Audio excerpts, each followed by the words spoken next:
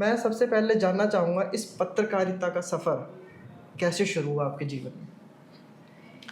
इसकी बड़ी इंटरेस्टिंग कहानी है। मैं मूल रूप से प्रतापगढ़ उत्तर प्रदेश का रहने वाला हूँ और हायर एजुकेशन के लिए हम इलाहाबाद आए। प्रयागराज उसको कहा जाता है। तो उस दौर में आप समझ सकते हैं कि आज के 25 साल पहले 28 साल पहले उतनी आर्थिक मजबूती नहीं थी ग्रामीण परिवेश में। जी। तो मुझे सौभाग्य मिला कि मैं नैनीहाल में आया और हमारे नाना जी ने एडमिशन हमारा कराया।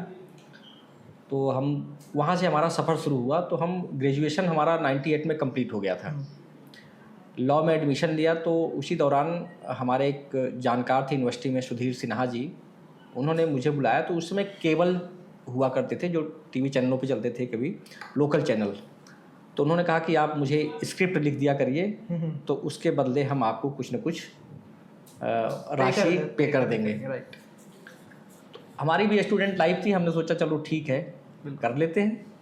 वहीं से हमारे सफ़र की शुरुआत हुई। तो हम सिटी केबल के नाम से उनका चैनल था, तो हम जाते थे और 2 महीने में लास्ट में जो है कुछ राशि वो हमको दे देते थे।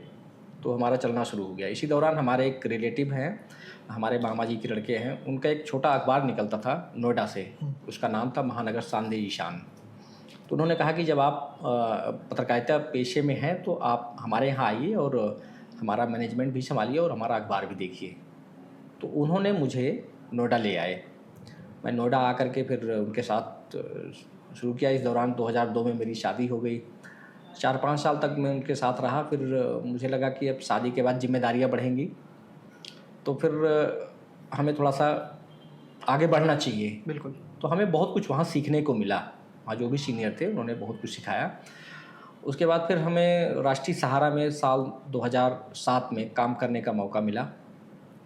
वहाँ हमने 5-6 महीने काम किया था। फिर इसी दौरान दैनिक हिंदुस्तान में मुझे ऑफ़र मिल गया। फिर वहाँ से हमने 2008 में हमने हिंदुस्तान ज्वाइन कर दिया था। 2010 तक हम वहाँ रहे। फिर 2010 में मेरा ट्रांसफ़र हुआ पलवल।